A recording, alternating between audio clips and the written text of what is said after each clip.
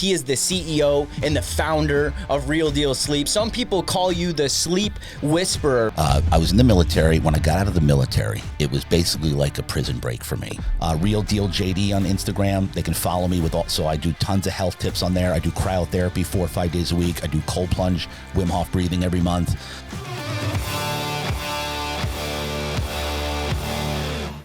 On today's episode, I have the honor and the privilege of having a very special guest that I have been waiting to have on the show. I even had the opportunity to go on his show, Real Deal Talk. He is the CEO and the founder of Real Deal Sleep. Some people call you the sleep whisperer, but even beyond that, you're just a powerhouse of a man. You walk with such an authority and a boldness that when you walk in a room, we can feel your presence. When you walked into the studio today, the atmosphere shifted the moment that JD walked into the studio. But you know what I love about you? You're a great dad. You're a great husband, and you always put your priorities first. On today's episode, I want you to lean in.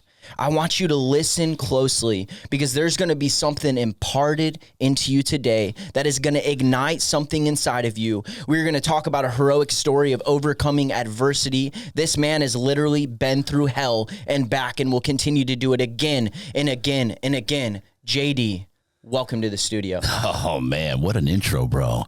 Come on. Come on. I couldn't have done that better myself. Sheesh. Sheesh. All right, that's a wrap. That's all I need right guys, there. We're out. Thank you so much for tuning in, guys. Dude, that was amazing. Listen, You didn't know you were coming to the studio just to get an intro that we were going to record, and every time you walk out on stage, we're going to play it. That's it. That's it. So, hey, it was great meeting you guys, and I'm out of here. But no, bro, hey, it's an honor. It's a pleasure. I've been watching you all over social media, what you're doing here. I can't say enough how much admiration I have and how much you're inspiring me as the young buck. I'm the older man here, the old man here, right? But, bro, what you're doing is incredible. Keep firing away. It's an absolute honor to be here today. So I'm really looking forward to just getting a nice conversation going here, and hopefully, countless people will benefit from what we're about to talk about. And, that's it, man. I really appreciate you having me here. It's an honor. Yeah, man. Truly. And they will. Oh, Their yeah. lives will be changed because we were willing to get up and show up today. That's right. Man, think about, we had a conversation before this. We have another mutual friend come in on later today, and we were talking about who suffers if they don't show up. That's Right. not about you. It's not about me. That's right. It's not even about the content and how cool we look sitting in a podcast studio with these awesome guys and these cameras. It's about the person that receives the message. That's right. So Yep. you ready to impart something to us 100%. today? Let's go. All right, I'm let's ready. start with this. JD, Yeah.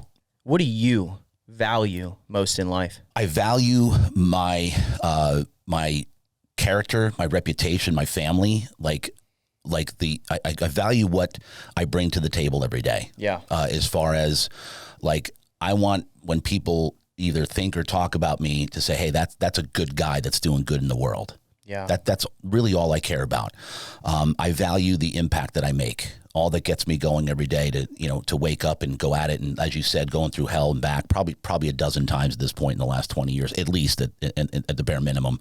But it's just, it's the impact that I'm making. Am I truly doing God a good service every day and living through my potential of why he put me here? Yeah. That's what drives me every day. And then my family, I just want to raise great kids, and make so that the legacy that I leave is going to be through them and that they carry this on way better than I ever could have, right, through what I'm doing. Yeah. And that's not common anymore. No, We it's live not. in a world where people don't care about being an example anymore. They don't. They don't care about integrity. They don't care about that. We live in such a solitary world where it's become such a me, myself, and I world that it's really cool to get to sit here. I'd go as far as to say with warriors like yourself that continue to get up and fight every day and value what's actually important beyond yourself. Now, I have a question though. Was that always important to you? Or was there a time in your life that there was a shift? No, because I was there as well. I was in the military. When I got out of the military, it was basically like a prison break for me. And I was in my low 20s. I was in Mission Beach here in San Diego, right? Yeah. I went on about a 9 to 10 year tour of selfishness and living life's simple pleasures. And all I cared about was myself. Literally, that's it. And having fun. One thing I will say, though, is I've always had this way of just enjoying life. I will say that. The mentality of just every day that you're blessed with another day is a day to enjoy life. Yeah. Because so many of us will get caught up in the grind and put all these goals on the to-do list, right? And you're just driving, grinding, and you don't actually enjoy the moment. But no, bro, I was not always like this. I was completely selfish, partying 4, 5, 6 nights a week. I didn't care about anything other than myself, where we were going next, where we were drinking next, what club we were going to. And then the shift for me happened as I think I was about 28, 29 years old. And I realized at that point, like, I got to do something, right? Yeah. I knew I wanted to be an entrepreneur, but, and this is crazy. So I read a book called Think and Grow Rich. Not Think and Grow Rich, sorry. Rich Dad, Poor Dad was the first one. Rich Dad, Poor Dad was the one that actually lit a light bulb above my head that made me realize that what I was doing was I was living in the rat race at that point, because I was an x-ray technologist at that time, right? At this time, which is 28, 29 years old. I just become an x-ray technologist. And even though I was making pretty good money, I was in the rat race. I didn't realize it. Paycheck to paycheck, paycheck to paycheck. Sounds familiar, right? 90-something% of our population is in the rat race. Probably 97% roughly, right? Give or take. But my point is, it was that book that lit the fire under me. And I then started changing my surroundings of the people that I was hanging around with. Because I met a mentor that said, JD, you should be further ahead. You're a pretty sharp guy. What's wrong with you? Yeah. I was like, I don't know. And she goes, well, who are you surrounding yourself with? And then I realized that my crew, right, we were literally still at this point going out 3, 4 nights a week, had no money, and somehow we would go to the clubs, right? The point is, that book lit the light bulb where I changed my surroundings and started going through personal development. That's where it started. And I think I was about 28, 29 years old. Come on. So let's backtrack a little bit.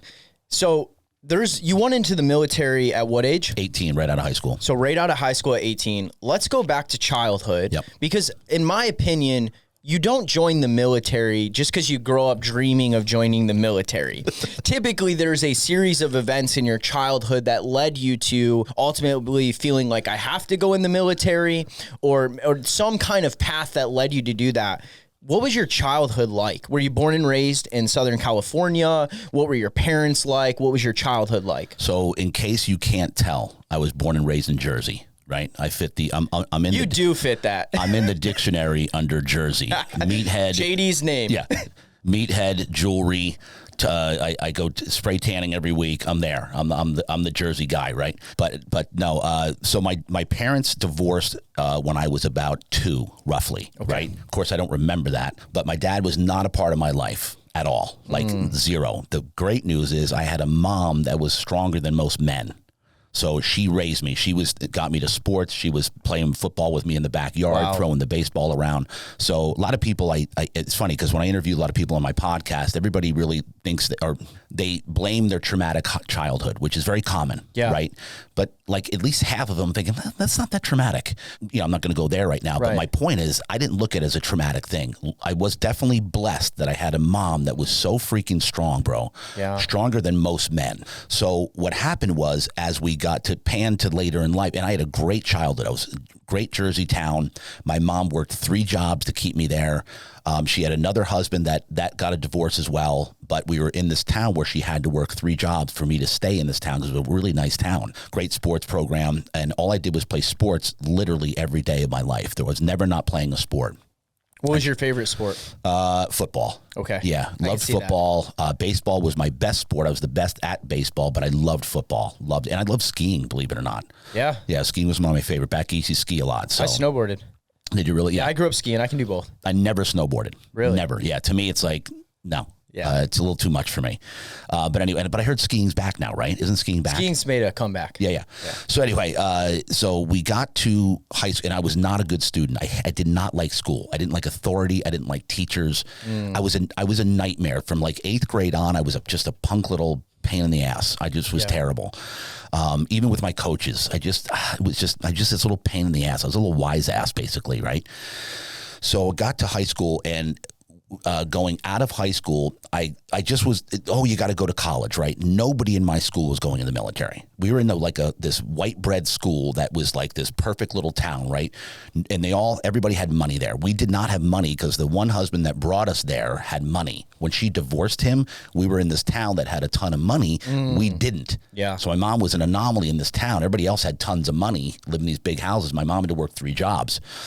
So, but anyway, so then we get to the end of high school and all my friends are applying for colleges and they're all doing great. Oh yeah, Boston College, Boston University, like these great colleges. And I'm like, what am I going to do here?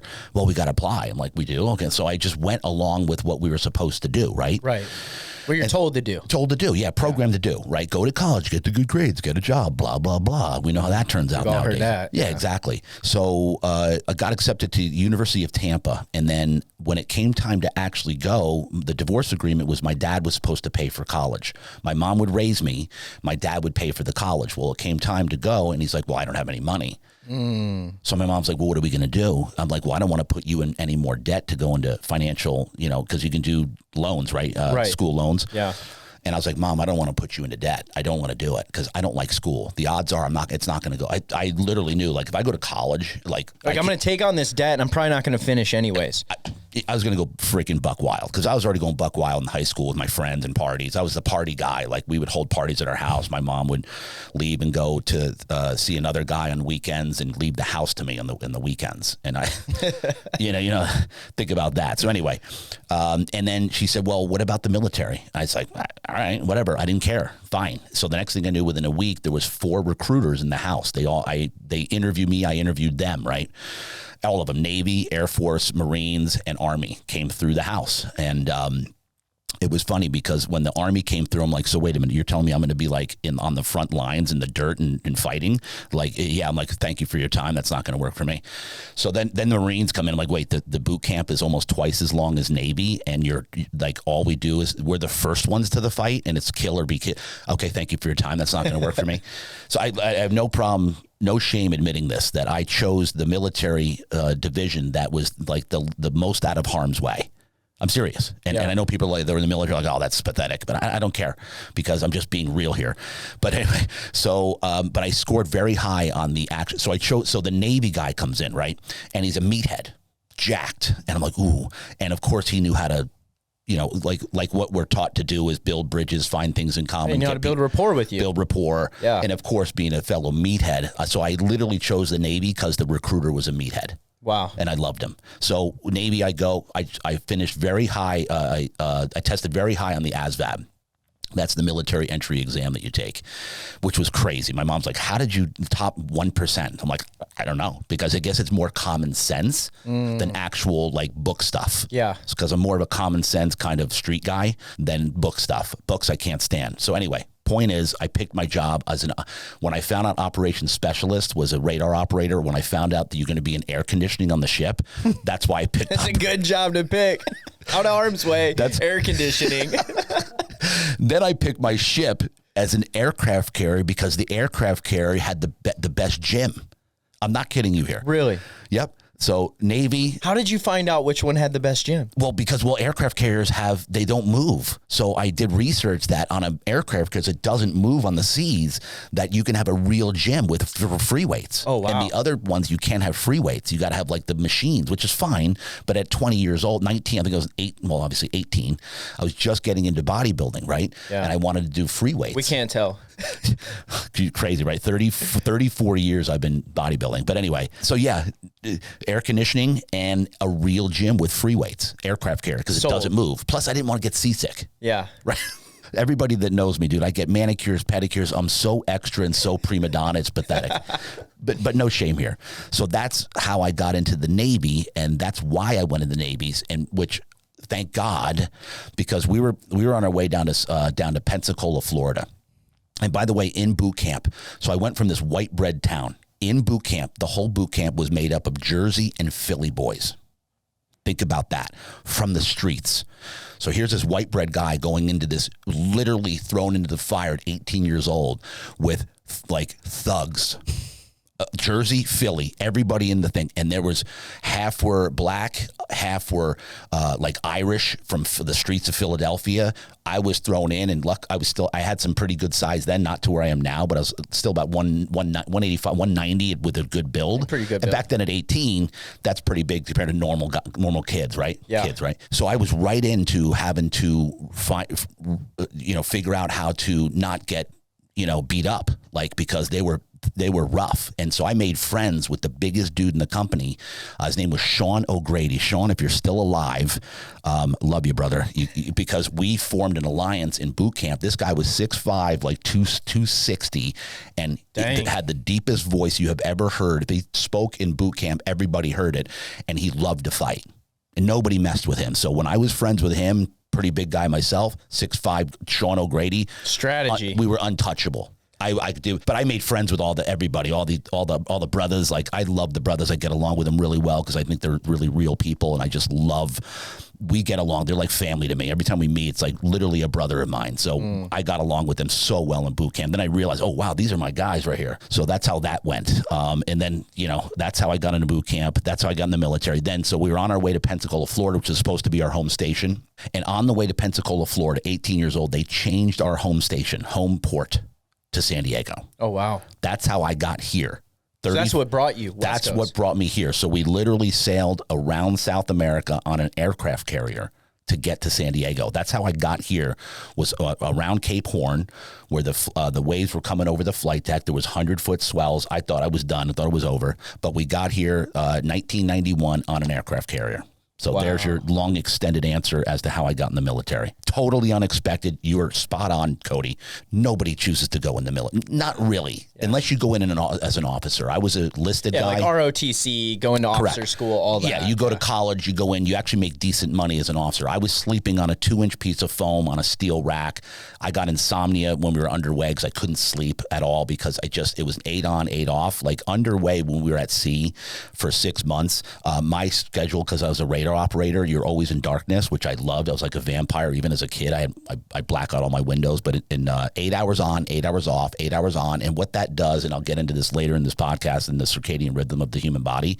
I didn't know it then, obviously, but it was 8 hours on, 8 hours off around the clock for weeks and weeks and weeks and months. So when that happens, your body gets so messed up for sleep. Like, when do you sleep? When don't you sleep?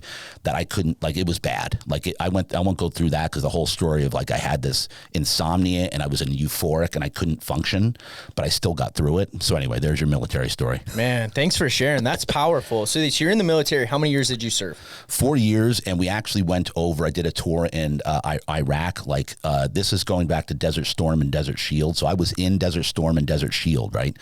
Desert Shield was the one where my aircraft carrier was actually in the Persian Gulf launching missions on Iraq because they went over the 32nd parallel. So I was actually launching missions. That was nuts. I mean, they were playing Top Gun music. We were watching videos like of our planes flying off. They were flying like you can hear them coming off the deck and dropping bombs, coming back.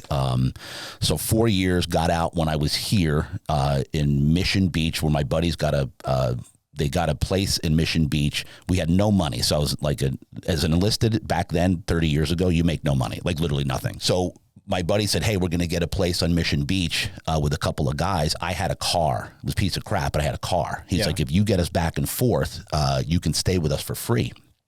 I was like, I'm in. Deal. So there's 4 guys in a 1-bedroom.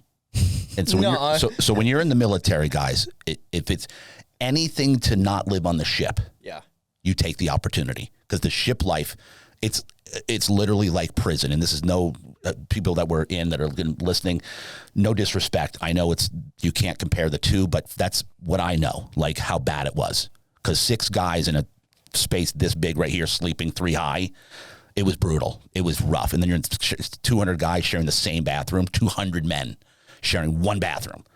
Like, now when I'm even talking about this, I'm like getting a chill at my spine. I can't even imagine, right?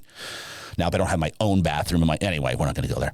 So my point is that it was brutal.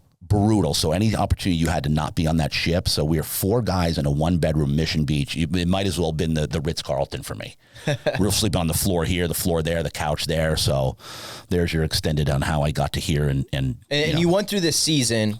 of just partying and having fun, right? You're out of the military, you're living in Mission Beach. It's a fun place to live. Where in that journey, because obviously you knew something had to change. You had this shift. You were very much about yourself.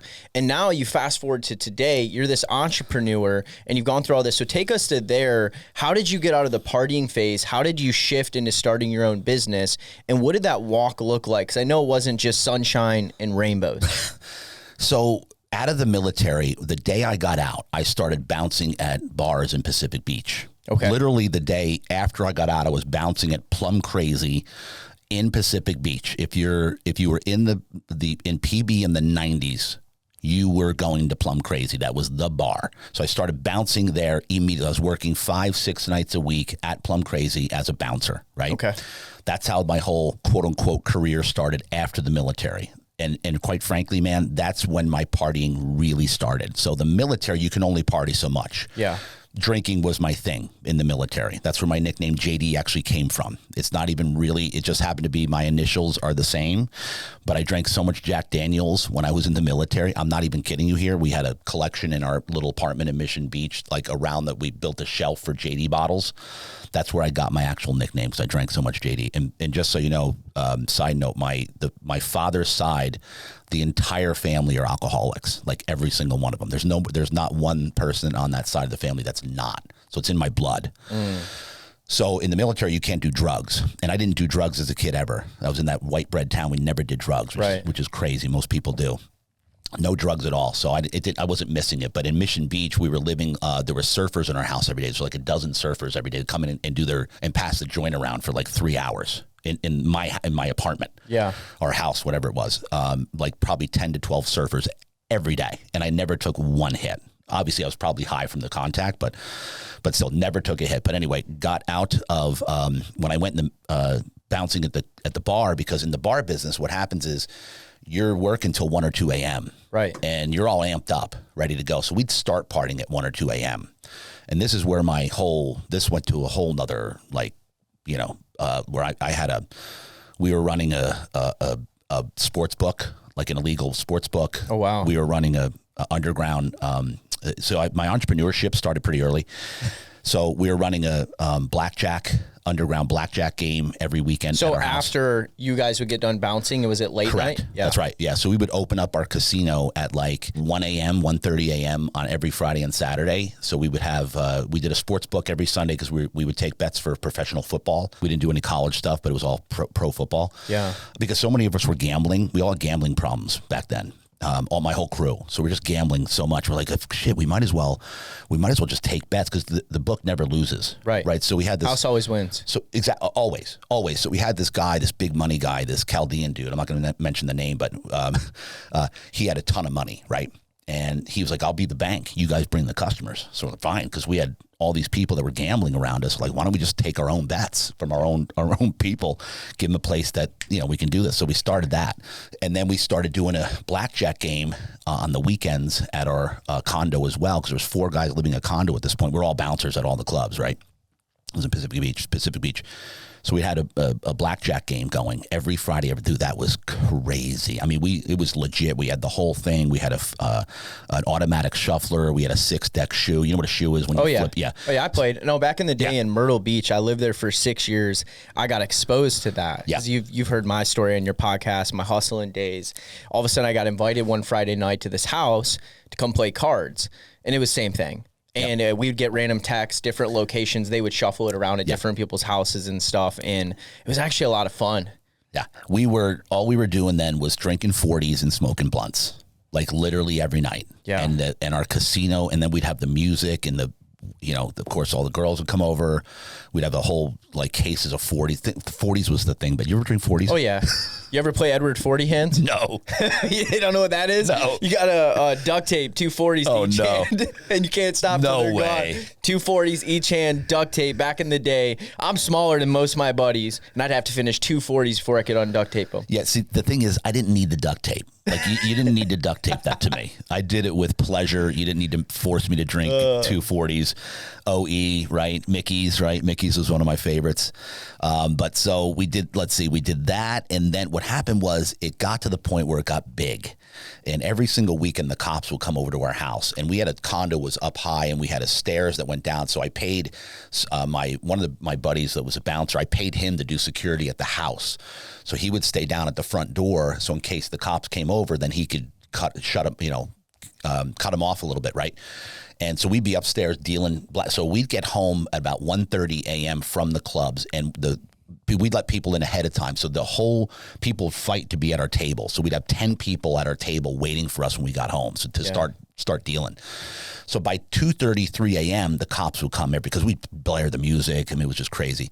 And so my security buddy would meet them at the door down at the thing and say, yeah. And they all knew us because we were the bouncers at the club. So the cops knew us. Right. They'd encountered you when there was issues at the club. Correct. So, and we all made friends with them. So, hey, Carlos, what's up, bro? Yeah, dude, we're getting a lot of noise complaints. Yeah, man, dude, we and I tell them the same spiel every time. Hey, all right, tell them this. Hey, listen, we're going to have a couple of guys over just to blow off some steam after work tonight. It got out of hand. There's so many. We didn't expect this many people to show up. We'll get them out of here. We'll close the windows. Don't worry, we'll get them. Oh yeah, cool. All right, guys. So that's what we did every time. And meanwhile, he's still dealing while the cop, like, okay, hit me, right? He's literally still dealing while the cop is at the door. So that was kind of our life there. And then the book. What happened with the book was it got serious to where we were talking about like $10,000-$20,000 on a weekend on a Sunday, or sometime on a Monday night game. We'd have 10 grand riding on a Monday night game. And then there was getting to the point where some people weren't paying us. And these were some pretty rough guys that, I necessarily didn't want to mess with myself. But I was the muscle and the guy that would collect. And I wasn't this hardcore with a bat collecting. It was just, hey bro, come on, let's go. Give me the money. Yeah. But when it got to the point where they were refusing to pay, and it was at where we would have to go and actually get serious about this, and I was like, we did this for a fun thing. Let's take bets with all of our friends and have some fun, right? Keep it in house, keep the money in house with the friends. But when it got there is when we were like, we got to pull up. This is getting too serious now. Yeah. And then what also was happening is we were making so much money with the book, but the problem was we all had gambling issues. Right. And we were still gambling ourselves. And then we would gamble the majority of the money away anyway. Because if one side of our book was betting like $5,000 on a game, we would sometimes hedge on the other edge, because the way the book works is it's always the opposite that comes in. Like if you notice like a Super Bowl where all the money goes, it'll usually come in the other end. Yeah. It's usually what happens. Yeah. We're not going to go there because we realize a lot of stuff is fixed. Yeah. I'm not going to go down this rabbit hole, but most sports, professional sports, are fixed in some way, especially football with the big games. So we would know that when all the money went one side, we'd actually double up and bet on the other side as well against it. Right. So anyway, this went down a whole thing. We closed the book. Our other guys kind of kept going. Not going to go there with that story because it didn't end well. But so then getting to, let's see, it wasn't until, again, 28 now. So the times I'm telling you about right now are 21, 22, 23 years old. So then I went down to a club in downtown San Diego. This is where things got serious. Like I was in a real high-end nightclub, black suit, right? Black suit, slick back hair. And this was a really high-end nightclub downtown. Blue tattoo. I don't know if any of you guys are too young to even know about it. Like this was crazy. Line around the corner, VIP line this way. And then I had what I called the Chaldean line. So I was the VIP host at the front. So I was the VIP with the clipboard, and they encouraged me to take greases. This is where I learned how to grease, right? Grease, when you grease somebody on the palm, right? Greasing the palm, ladies and gentlemen, is where you have either a $20 or $100 bill. You put it here in your palm, and it's called because it's greasy, it's slippery. So you grease somebody to get in a club. There you go. There's your grease 101. So anyway, they said you can take greases. So I would take greases to get the Chaldeans would go, they'd get through both lines. And the reason I'm telling you this story is because this is where I met the Chaldeans. You've heard of Chaldeans? Yeah. They're from Iraq, right? And they're here in San Diego. They own all the liquor stores. They own all of the car washes. They own so many other peripheral businesses. Chaldeans come here to just do business. So I met them there because they had all the money. Yeah. And to this day, now my team of attorneys, CPAs, go down the list of people professional in my life that basically watch my back and my business and protect me are Chaldean. Oh, wow. Like the relationships you built in that season. all the way back then, the relationships that I built then with the Chaldeans have carried through 25 to 30 years later to now in my professional career where I'm actually doing good in the world. Yeah. They're my team. Not saying the ones from then, but because the relationships that stemmed from that, the Chaldeans that I met there are now not only still my friends, but like I said, my CPA is Chaldean. My number one litigation attorney is a Chaldean. One of my other business attorneys is Chaldean. Go down the list. It's incredible. Wow. Right? So going back to the relation, how important it is along the way. Even though I was a mucky muck and terrorizing the streets, this is when we were going to strip clubs probably 3-4 nights a week at least.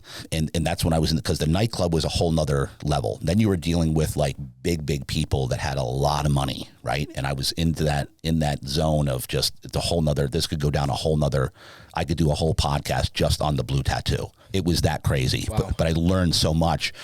So, so you're like 23, 24? Yeah, probably 24, 25 now. So so after there is when I read Rich Dad Poor Dad at about 27, 28. And that's you had a mindset shift? That's where things started. I realized, wait a minute, I can't keep doing this.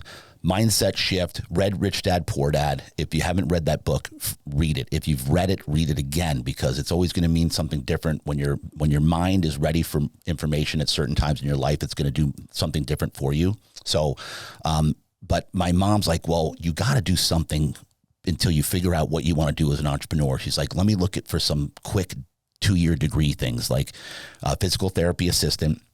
She goes, what about X-ray technology? And it was a 2-year degree, and they had a program at Mesa College. So I'm like, because I knew I wanted to be an entrepreneur, I got into network marketing, by the way, at this point. So you did get some entrepreneur business experience jumping into MLM. MLM. And let me tell you. Which company? It was Prepaid Legal. Okay. So let me tell you, folks, if you're young, you want to get like the kind of the entrepreneur mindset and some training, join a network marketing company. My first business, well, actually I had done yard work and landscaping business when I was really young, but network marketing. Yeah. When I was 17, 18 years old, changed my life, learned public speaking, learned how to build a team, learned how to sell, all that. 100%, bro. That's where my entire foundation of where I'm at now and where I've come from was started in network marketing. And not only that I attribute network marketing, or give the credit to network marketing, for attracting to my wife into my life. Wow. Did you meet her around then? Yes, because when I went into network marketing, it's all about, working on yourself. It's all about personal development. So it's preached to you. It's everything. It's all that's when I met the mentor was in the network marketing. Okay. And she said, change your surroundings. Stop surrounding yourself with these people that are just, and I said, okay. So I did, and they made fun of me. Oh my God, you going to another seminar? Oh, you going to see Tony Robbins? They made fun of me. And I'm like, yeah, I'm feeling good about myself, because I met another kid that got me into the thing that I really liked, and I liked the success principles, and everything started shifting at this point of network marketing was, being your own boss, being your own, business, and helping others and working on yourself. Everything was about working on yourself and personal development in network marketing. Yeah. And like you said, I also learned how to public speak, because they put me on a stage immediately. And then when I came off the stage, I thought it was good because people were laughing. He's like, no. He's like, dude, you said this. And I was like, and then I learned how to hone my skills of how to public speak and be on a microphone. Then I was training, doing sales training and stuff. But the point is, network marketing was it. So within 6 months of me, this is now 22 years ago. So I was 30, right? Okay. So now I'm 30. I'm an X-ray technologist, right? So anyway, I went through X-ray school, which was hilarious, because remember, I hate school. And I actually finished like the top 2% of my class, which is like nuts. I never studied. That's beside the point, but I just wanted to say that because it's bizarre. There's a theme here, though. When you apply yourself, ASVAB, X-ray school, you actually excelled. Yeah. Just want to point that out. Just ironic. It was, yeah. Well, thank you for pointing that out. Yeah. So anyways, I became an X-ray technologist. I was working 70, 80 hours a week because I was hungry, because I actually had a job, an actual quote unquote real job. Bought my first car, which was it's so funny, a Cadillac STS Seville. And it was green. What kind of green? Like candy apple green, dark green? Bro, it had like a metallic, like kind of sparkly green. Oh, yeah. It was so funny. And I put chrome wheels on it. Had a kicker in the back. Go to National City and hang out. Unbelievable, dude. What's funny is now I still have a Cadillac, an Escalade, but I love the Cadillac. So anyway, X-ray technologist, and then during X-ray technology is when I did network marketing, and then within 6 months of doing network marketing, this is the key. Something people can take is that. And I preach this a lot with people because they come and say, how do you have a relationship? How did you meet your wife? You've been together 22 years. You obviously have a great marriage. You love each other. It's harmonious. And I have so many people, and Cody, I know you can agree with this, that so many people, they want to find somebody. I need to find a man. I need to find a man. I need to find a woman. I need to find no, you don't find somebody. What happens is you attract them. 100%. You attract who you are. Always remember that. And I look at, and people come to me for advice on this, and I say, you have to remember that you're going to attract who you are. So you need to look in the mirror, make some changes, and do something differently, because in order to attract someone different, because they're like, oh, I keep attracting these losers and these people, and this, I'm like, you're attracting them because look in the mirror. There's a reason you're attracting them. Yeah. So in order to attract somebody that's quality, you need to become the person that a quality person is going to want to be with. Yeah, that's so 100%. Good. You know, I remember a time in my life, I had changed who I was, and I really had this idea of this woman that I wanted to spend the rest of my life with. Amazing, because I'm with her now. Wow. And I wrote down on this piece of paper, because a mentor told me to write down in vivid detail, every detail about who this woman is, what she embodies, her characteristics, what you love about her, all these different things, down to every little detail. And I go to this mentor and I'm like, I got it. I want to show it to you. And he's like, that's amazing. Now turn it over and write what kind of man she would want. It's so simple. Ladies and gentlemen, if you want to attract a quality person into your life, you need to become a quality person. 100%. And it's amazing. Like, people want to make a lot of money, marry the perfect person, have the perfect body, all these different things. But you look at their life and it's like, are you the type of person? Is your habits, does your actions, does your lifestyle, does your surroundings embody what it means to have those things in your life? It's very simple. And I even say this like tough love. I'm like, look at yourself. Look at the way that you're carrying yourself. Look at the lack mentality, the poverty consciousness. Would a solid man want to be with you? Seriously. And they're like, no. I'm like, okay, well then you have to look in the mirror and make the changes in order to attract that person into your life. And I want to hit something here, because we're hitting on something gold for people. Yep. Guys, there is a gap. When you realize you want to, let's say, attract this person in your life, and you look inward and say, oh my God, I'm not the person that person would want to be with, there is a gap to becoming that person. And I think what happens is a lot of people begin that journey, but they get lost in the gap. Because there's a gap. Yeah. Like, you have to become to attract, and in the process of becoming, because it hasn't happened fast enough, most people give up. Yeah. I just wanted to point that out. Yeah, we're an instant society. Yeah. Everybody wants things right now. Well, this hasn't helped, right? I can literally have food delivered to us in 20 minutes. 20 seconds. It's like nuts. Anything you can have delivered now. It's crazy. And then, anyway, we can go down that path for forever here. But, okay, so where was I? All right, so X-ray technician, you jump into the MLM company, mindset shift. Take us through that. Did you leave the job? Did you go all in on the MLM business? What happened? In MLM, right? So Rachel and I, so X-ray technology, within 6 months of working on myself, changed everything about the way I was operating. I became selfless and started worrying about others and helping people on my team in network marketing. So it forces you, in order to become successful or have a chance in network marketing, you not only have to build a team, but you then have to care for that team. Yeah. So then I started mentoring people within my team. So now I'm thinking about others instead of just myself. Because at the end of the day, the more people that you help, you're automatically going to get yours. 100%. If you, like Zig Ziglar said it best, help enough people get what they want, and you'll get what you want every single time. Automatically. So when I shifted, within 6 months, this girl at the hospital that I worked with, I was still doing X-ray technology. Her name was, I'm not going to name the name. She, when she turned 21, because I told her, when you turn 21, at this point I was still, pretty much asking every girl on the planet out, going through applicants, you know the drill. So, and she says, JD, I turned 21. Will you take me out? I said, sure. I'm going out with my buddies this weekend. We're going to a Padre game. We've got a press box, and we're going to the club afterwards. Why don't you come with us? She said, okay, cool. That'd be great. And then Friday morning was the day of the date, right? And she calls me, and back then there was no texting, right? So she actually had to call me. Had a cell phone, but she's like, and I thought she was bailing out, thought she was going to chicken out, right? She said, hey, are you cool if I bring my sister tonight? I said, sure. I said, is she a hot Asian like you? And she said, yes. I said, okay, perfect, done, sold. Okay, so she shows up with her cute sister who was older. She was so cute, so positive, like the most positive human being I had ever met. And she was the life of the party. Everybody loved her. She was so sweet, so positive, having so much fun. And the younger sister says, had informed me that she had a boyfriend for like 5 years. I'm like, well, what are you calling me for? She's like, well, I thought it'd be fun. I'm like, okay, great. But what is this? So then I veered off and went to her sister, Rachel, who is now my wife for 22 years. That's how that happened, dude. So that was within 6 months of me working on myself. God delivered from the heavens above magically. She appeared. My wife, Rachel, just automatically appeared in my life. How's that? And if she had met you 4 years before, 5 years before, you think she would have been attracted Absolutely to you? not. Well, no. She's very attracted to me because she loves big dudes, and she loved my Jersey flavor, let's call it. And I was considered a bad boy, right? And most women like bad boys.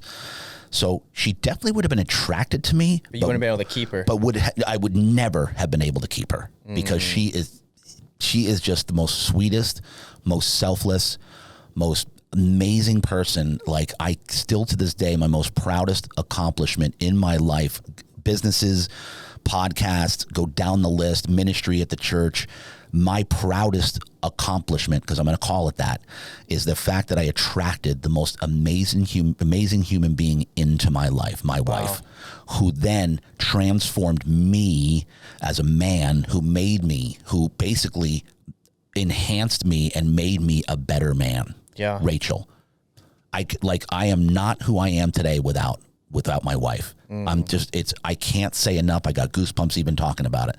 And we can go on this whole thing too, as far as how important it is to have a partner, right? Because I call her my partner. She's my wife, but we treat our marriage like a partnership and like a business. And that's another topic we can go off on, and how we have gotten to where we're at as entrepreneurs and made it this long without imploding, Yeah, well, let's veer there for a little bit of a detour, because I think this is powerful because God designed it in this way. He created man, then he gave man mission, he gave man conquest, name the animals, take dominion of this real estate of this world. Then he realized, it's not good for man to be alone. Right. So I will craft helpmate, woman, for man, and two become one. Yep. With me. So there's power in that. It's biblical. I see people that speak language like, I'm okay being alone the rest of my life. And I know deep down in them, but that's not how you were designed. That's not how you're wired. I don't believe you.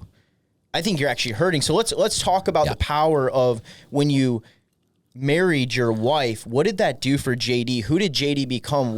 Talk to that. Riff on us. Tell us. So and if you knew, well, you guys kind of know my history now, but I'm not getting into the history of where I was quite the womanizer. Like, I had a lot of quote unquote girlfriends. Right.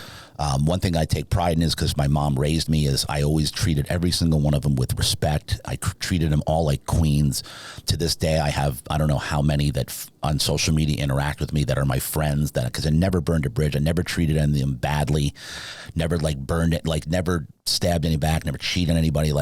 My point is, I take pride in that, even though I went through a lot of what as I call, trial runs and applicants before I got to my wife. Because I had signed at 30 years old, I had signed off. I said, Mom, at 30 years, I said, I'm never getting married, because I'd met another girl that was just drama. She was crying all the time. It was just blah, blah, blah, blah, blah, blah. I'm like, I can't handle this. Entitled. It was entitlement. I kept meeting entitled women, and it was driving me nuts. So I said, Mom, I'm never getting married, never going to have kids. No problem. As long as you're happy, that's all I care about. Then worked on myself. 6 months later, Rachel magically appears. She said, my mom asked me this is what you need to ask yourself, folks, is number one, work on yourself. If you want to attract a quality human being, we've gone into that.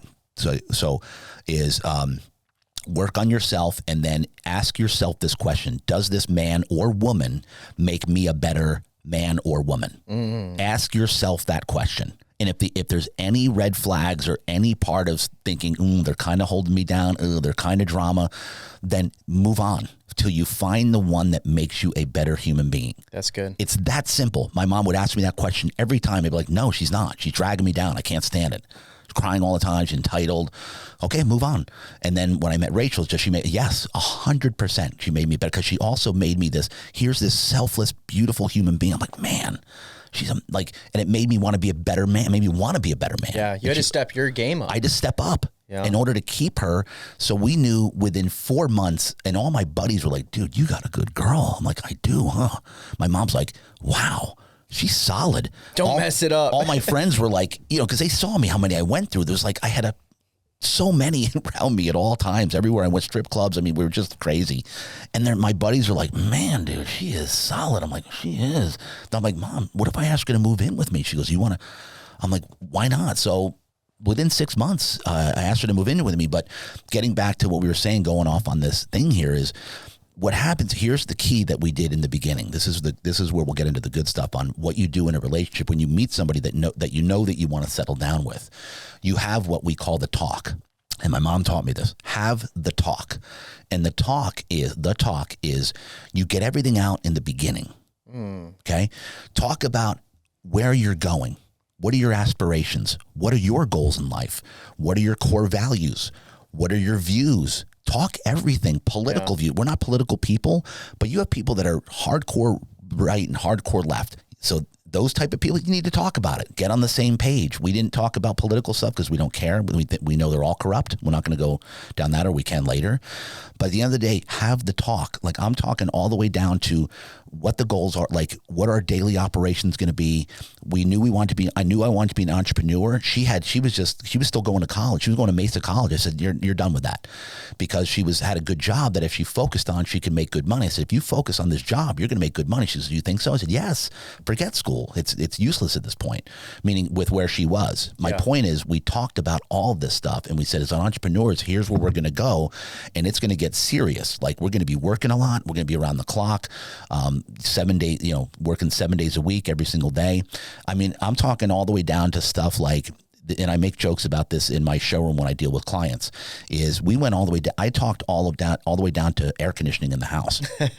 I'm serious. What temperature do you like it at night when you sleep? My house, I have to have it ice cold wherever I go all the time, including the house. And I made Rachel sign an air conditioning clause in the agreement before she moved into my place. What's the temp you keep it at? Yeah. Well, the ideal temperature, and we'll talk about this for sleep, is 65 to 69 degrees. Yep. You know that when you have your AC at about 70, it's freezing, right? That's a cold temperature at 70. You go into the 60s, you're freezing. So my wife's Asian. And if you know anything about the Asians, is they're always cold. Always. Like, she's never not cold. She loves the heat. So, and I knew that. So I said, just so you know, if I'm going to have you move in, but if you move in for the rest of our lives, because this is done deal, we're not going to get married right away, because I had no money at that point. I said, for me, it's important that I put a proper rock on your finger. Okay. So until I can do that, but this is a done deal. I'm moving you in, right? Do you want to move in? Yes, of course. So the point was, I said, the house will be ice cold for the rest of our lives. Is that okay with you? She said, yes. So, and Cody, when I tell you right now that every single night for 22 years, my wife has told me how cold she is.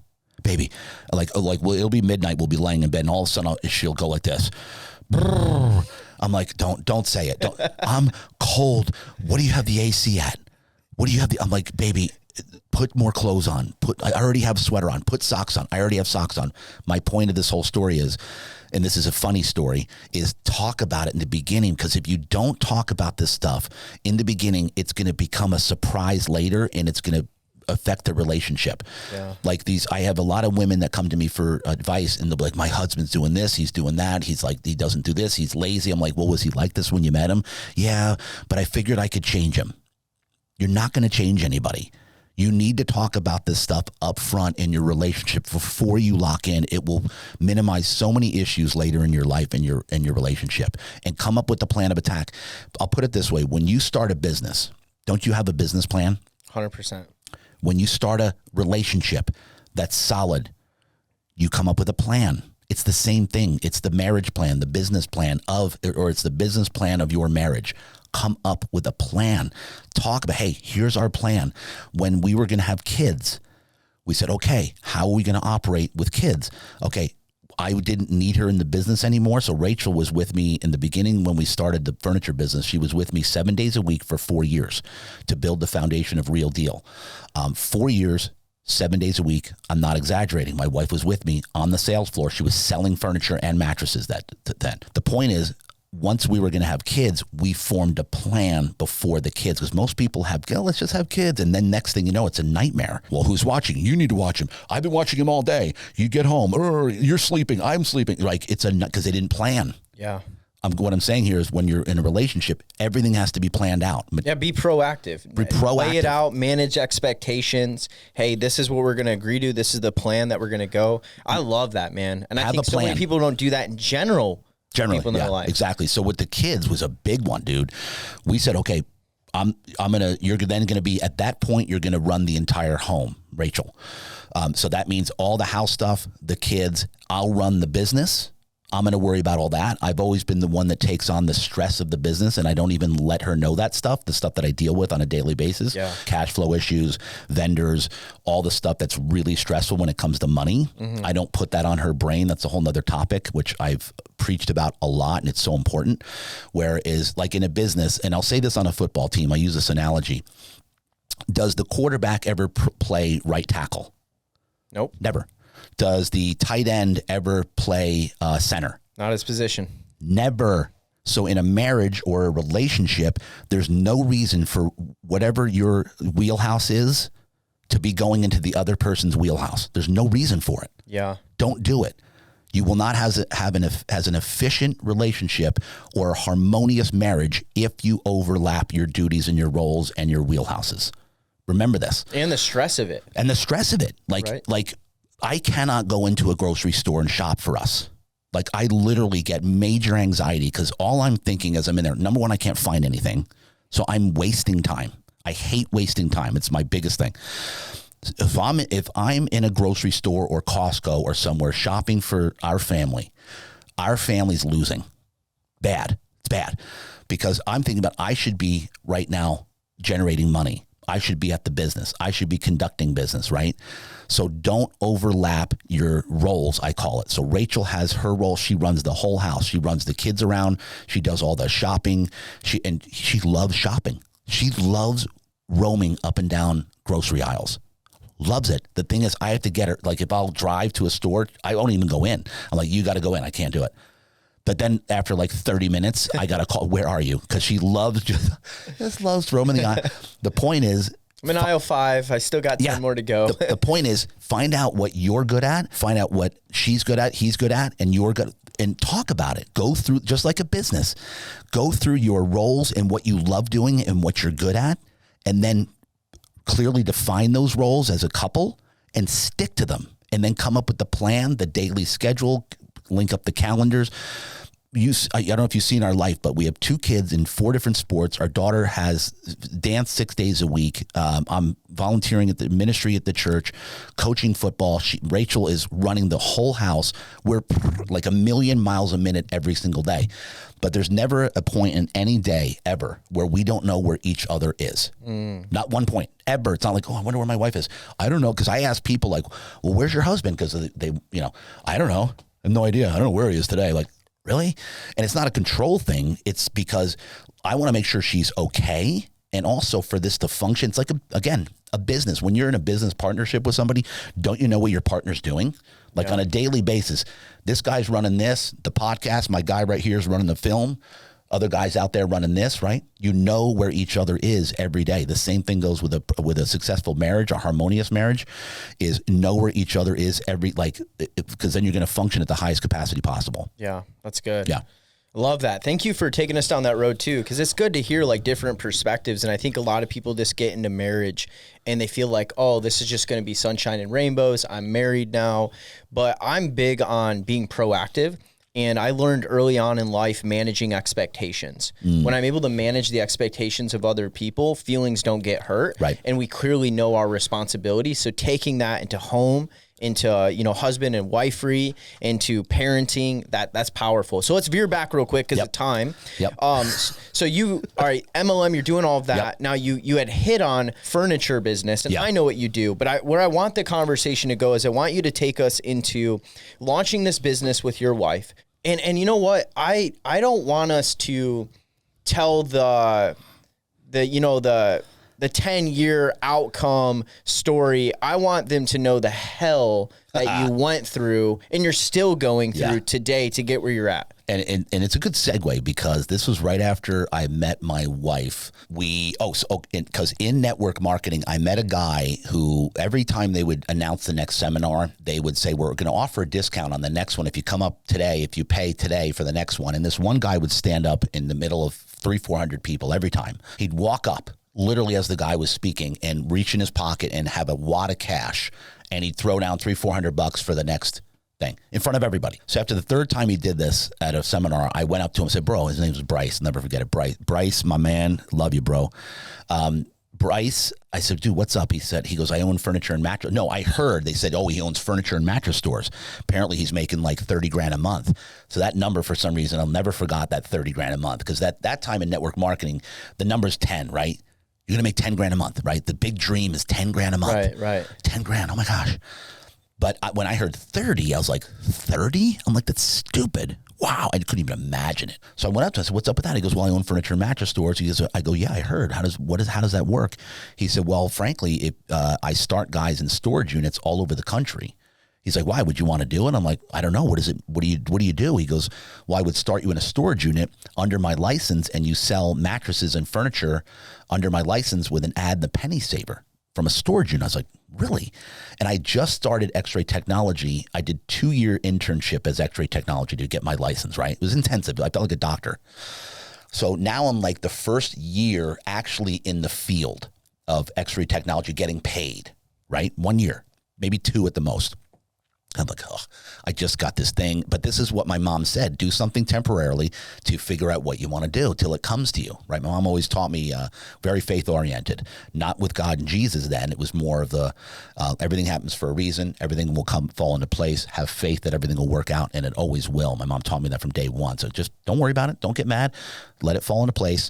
So he said, I start people in a storage, and then I said, no, I just started my job. I'm working 80, 90 hours a week. So 6 months went by, and my other buddy, Barry, calls me. He says, bro, I made like an extra $1,000 this week in cash. I'm like, doing what? He's like, Bryce started me in the furniture mattress business. I'm like, what? And this was in San Diego. I'm like, and I was like, and I wasn't even happy for him. I'm like, oh yeah, cool, bro. FOMO. I freaking called Bryce. You started Barry. He goes, you told me you weren't ready. I'm like, well, I'm ready. Okay, well, I only have Chula Vista now. Chula Vista? I'll take it. I didn't care. I was in like Kearney Mesa at this time. Chula, fine. He goes, cool. Go find a storage unit. I'm like, well, what do I look for? He goes, you need a 10 by 20 or a 10 by 30 unit in the store. I didn't even know what that meant, right? I'd never even been with a storage unit. Because then the mattresses, you'd put them in there and then you'd sell them out of there. That's crazy. It was a showroom, bro. You need a bigger one to actually have a showroom. Yeah. And I'm like, and I didn't even ask anything. Is this legal? I didn't care. I'm like, all right, done. I want it. So I go down to Main Street in Chula Vista. Main Street, Chula Vista. And I'm driving up and down Main Street, and I see Public Storage. It was the first one I went to. And this is the thing. Like, everything always falls into place. That my mom taught me. As long as you have that view. And by the way, folks, ladies and gentlemen, always have faith that things are going to work out. Yeah. Turn a negative into a positive. Anything that happens to you that you think is negative, look at it as, okay, this is happening for a reason. Don't freak out. You'll have your moment. Everybody has their moment, but let it flow. Know that it's happening for a reason, and know that another door is going to open for you, and it's happening, right? For a reason. So Public Storage, I walk in, and it's this young Mexican girl there. And they had 10 by 30s available. So, and they had this special where if you rent a 10 by 30 for a certain contract, you get the first month for $1. And these 10 by 30s are like $300 a month, right? That back then they were. And so I called him and said, hey, I found a place. I'm like, they're $1 for the first one. He goes, perfect, grab. So I think we got one right off the bat. He said, perfect, rent it. And I did on my credit card, and I had no money, by the way. And I said, dude, I have no money. He goes, I front everything. I'll front all the inventory. I'll teach you how to order. I'll teach you how to sell. I knew nothing, literally nothing. All I knew was I was fired up, right, about being an entrepreneur. And so he goes, next week I'll come down. I'll run the ads. He goes, give me the address. Give me your phone number. So it was my cell phone.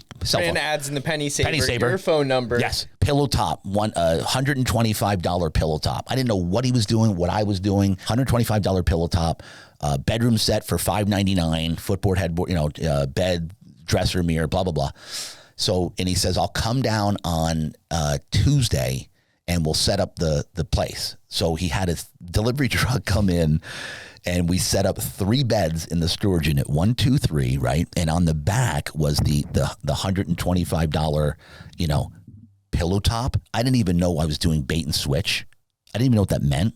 And I still didn't know even when after I was selling. He didn't tell me, hey, by the way, we're doing bait and switch. Do you know what bait and switch is? Bait and switch is when you advertise a pillow top and then they come in, it's a piece of crap, and you upsell them to the next one. Yeah. So this thing was against you couldn't even lie on it. It was that bad. All right. So that's how this started, dude. It was against the wall, and all it was this piece of foam with an extra layer on it that wasn't even a pillow top, but I'm calling it a pillow top. Oh man. This isn't really relevant, but I have to tell this story because it was just ridiculous. Yeah, we want the raw real. Well, it's like, and I was doing this, and so then that was like, back then sleigh beds were popular. So I had 2 sleigh beds in there, this oak sleigh bed and this cherry sleigh bed, and then a catalog of furniture.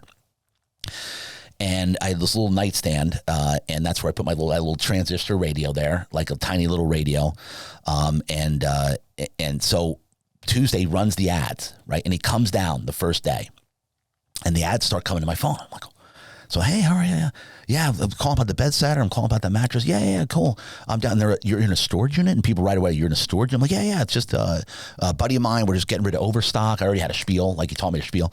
Yeah, it's a buddy of mine. He's got a furniture store, mattress store. I get rid of overstock for him, right? Kind of true, right? And okay, cool. And so I was call me when you get here, because I would have to go down and actually buzz them in. Oh, wow. So, and then I asked him, like, is this legal? He goes, not really, but I have a license and I've been doing this for 10 years and we never have a problem. Like, okay. So here I am going and buzzing people in. So the first day we sell a bed set, a wooden bed set for $600. We sell 3 mattresses. So we did the first day, like 2,000 in sales out of a storage unit. And he came down and just taught me how to look for pricing, how to price something out in the catalog, and then what margin to put them at. This is the key of what later on drove me under, was because my margins were too low. It was interesting because in order to compete and steal business from people, he said, you got to be I didn't know what margins meant, by the way. He said, you need to mark it up 1.6, right? So mark up the merchandise from whatever the cost is that you see in the pricing sheet, go 1.6, and that's what you sell it at. And then if you want to do your deliveries at the end of the day, charge like $30 for a delivery. Okay. So I was marking up 1.6 for margin guys, that's a 30% margin. Yeah. So whatever the margin is, double it. Like the going rate in business is a 50% margin, which means a double markup. That means if you buy something for 100, you sell it at 200, right? 30% margin is 1.6 instead of 2.0, right? Instead of doubling it. So I'm selling this to steal business and be really low price. So first day, 2,000 in sales. I'm like, oh my gosh, this is unbelievable. So that was it. He never came down again, and I was on my own. And now I'm booking. I had these day planners, and I hear us X-ray. And mind you, I was an X-ray technologist working the graveyard shift, about 50 to 60 hours a week. Oh, dang. So during the day, I would get off at 7:30, 8 a.m. in my scrubs and drive. I was in Kaiser Permanente in Zion over in right over here, Mission Valley. And after my graveyard shift, I would go in my scrubs, drive down to the storage unit, and meet with clients in the storage unit. Sometimes if I had a couple hour, let's say, layover, I would actually close the storage unit and sleep on the bed for a couple hours. This is when I was sleeping an average of 3 hours a day at the most. And that's a whole nother story of how my health was just horrible.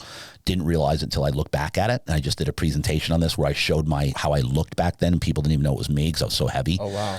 I was in terrible health. It was awful because here I am selling mattresses and I wasn't sleeping. So that's how it started in a storage unit. Add in the penny saver. He came down one time, and then I was on my own pricing things out. Then I was doing my own delivery. So I would give my Cadillac to a friend of mine, Christina, and she would give me her pickup truck. So at the end of the day, I would deliver 1, 2, 3 mattresses by myself in a pickup truck after I'd sell them. These are whole different crazy stories, bro. I was like in like Logan Heights and like by myself and like in bad neighborhoods delivering these mattresses, and I'd get $30 here, 25 there. So I'll never forget, I would come back to we had just bought Rachel and I just bought our first condo. How we did that. That was when the stated income loans were happening back in 2004, 05. 04, 05, if you could fog a mirror and write, you could get a loan. Yeah, if you had a social security number, they give you a loan. That's it. So we got a home that way. That's another story. The point is I'd come home to that condo and I'd have like $150 in cash in my pocket from the deliveries. And I'd be like throwing it on like I was like rolling, bro. Like 100 extra bucks was all the money in the world to me. X-ray technology at night.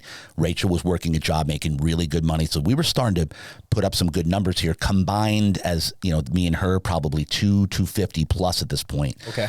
Back then, that's pretty good money. That's decent. Yeah. 250, in my opinion, 250 is the benchmark of, okay, now you've kind of arrived. Yeah. Like in San Diego, especially, you got to be doing, and this is gross, because you're going to take home roughly half that. Right. Give or take, right? Yeah. So the going rate, in my opinion, when you're reaching a decent number to be able to actually live a decent lifestyle is 250. Yeah, so I think it's gone up now here. Absolutely. I'd probably say at least 300 now. But for me, over time, but now it's the whole different ballgame. Yeah. So the point is, we got to and I was like, but I wasn't sleeping. So that's how it started in a storage unit, right? So then I was also doing presentations for network marketing 2 nights a week So you're doing X-ray graveyard, selling mattresses in the day, and doing MLM still. Correct. And an MLM, it's not where you just do it out of your home on phone calls. We had an office. So I would go into the office in Sorrento Valley with a suit and tie 2 nights a week, and then every Saturday morning, because I was now one of the trainers speaking in front of the room. So I was doing that, X-ray technology, selling out of the storage unit. So when I tell you I was working 120 plus hours a week, it's not an exaggeration. And I did this for a solid, in the storage unit, I was 8 months in the storage unit. So then all of a sudden I started getting the hang of it. And my buddy would come down, Bryce, he would come down every Sunday to my house, and we would settle up on the money of what I sold that week. He'd give me my profit. And it was unbelievable, dude. This guy was incredible. Bryce, dude, I can't say enough, dude. He was the most generous guy. Everything was, he'd pay me out so generously. He put up all the money. Like, I put no money up front. Yeah. He fronted everything. So next thing you know, I get another storage unit, because I'm like, I need stock. I'm like, bro, there's certain mattresses that if I don't have it, they don't buy it. Okay, cool. Get another one. Got a third one. Next thing you know, I have 4 10 by 30s. And now here's the thing with relationships that you need to understand is the woman who ran the storage unit, she lived on site. Young girl. She's probably in her 20s. I got to be really good friends with her because what I was doing was not legal. Yeah. So she would then tip me off if the owners of the storage facility were coming in. Hey, by the way, the owners are coming in. They're going to do a walk around at about 10 a.m. Make sure you're not selling. It's like, okay, close this. I'd literally be in my storage unit with the thing closed, and the owners would be walking by my storage unit. I could hear them. Not kidding. So then what I did was, because I was getting so busy that I couldn't drive up to open the gate for people. So I was calling her to let people in. And I was able to do that because I bought her a mattress. So I got her, because her and her family and her kids were living in the storage unit, right? They live on site. Storage facility operators usually live on site. Yeah. I don't know if they still do, but they did back then. So I bought her a king mattress that was beautiful. Dude, she lost her mind. Oh my God, really? Wow. So then she was then letting people in for me. So I had her on the team. So that's how, so next thing I know, I have 4 10 by 30 storage units. I now have a dining room display, bedroom sets, stock. It was like a full-on showroom through storage units. Crazy. And I kept, and the other thing that, because I got her on my side, was that she was giving me the dollar specials every month on at least 2, if not 3 of the storage units. because I bought her the mattress. I bought her like a mattress that cost me like maybe $500. But for her, it was like $1,000 mattress. That's big time, big pillow top king. Because of that $500, every month she would give me the dollar special because she would say that I moved and was starting up a new storage unit somewhere else in the facility under a different name. So then I was using different names. I used my mom's name, my wife's name, right? Because when you do a new contract, you get a dollar special for the first month. So she was allowing me to do different. Oh my God, totally gaming the system. Bro, so my guy, Bryce, was like, dude, you're not paying anything for overhead. I'm like, I know, isn't this crazy? He's like, this is crazy. And he goes, and I've never seen anybody sell this much out of a storage unit since I've been doing this. Long story short, 8 months later, he goes, if you want to start your own, you just buy me out.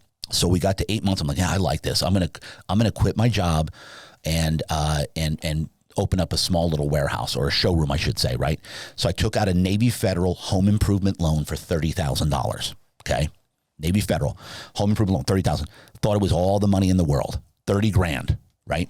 So we get our first place, first and last month rent, you know, the insurances that you have to do. My first truckload. Then I started liquidating truckloads of mattresses, where you get a whole truckload of liquidation mattresses from buyback from department stores. You bring them in, you sell them at like a nice markup. They were super cheap. So within 1 week, I was out of money. 1 week.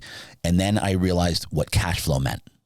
Okay. And I was still selling on these really, really low margins. This is a whole nother thing, but that's how the business started, right? And within 1 or 2 weeks, I ran out of money. Here's the thing, guys, if you're starting a business, especially a brick and mortar, which this day and age, I don't even recommend doing that, because brick and mortar's done, right? You need to be online. Yeah, we've talked about this. Yeah, it's like that. So if you're going to do it, make sure you have enough capital. You know, because the last thing you want to do is start that business, and within a month or two, you're stressing about cash flow. So I was done within a week or two, bro.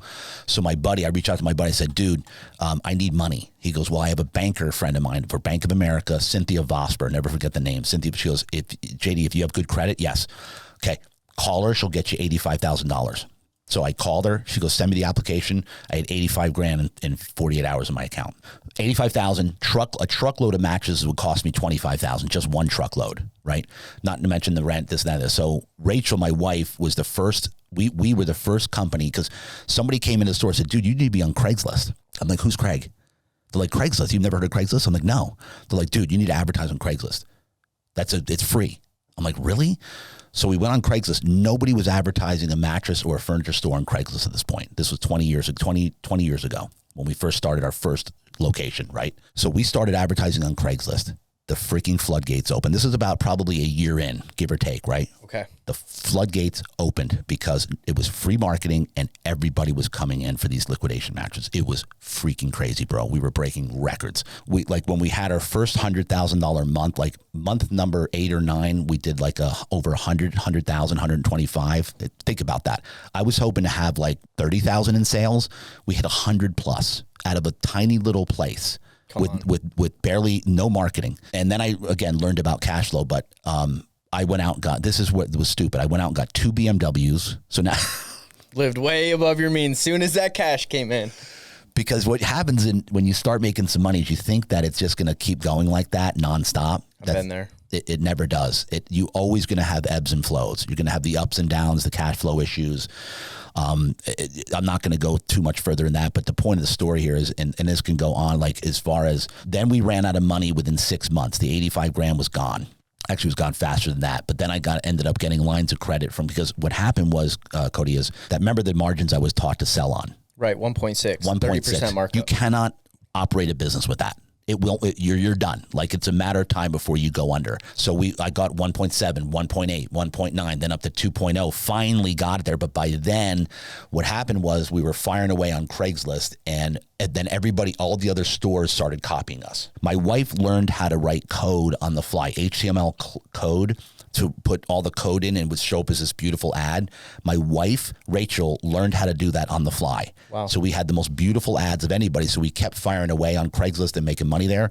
But then everybody caught up, and then the income went down from, like, we were humming. We were doing $3-4 million a year out of this tiny little location, and it went down to about 2.8. So when you take $1 million hit in a year, it's a lot of cash flow to bro, lose.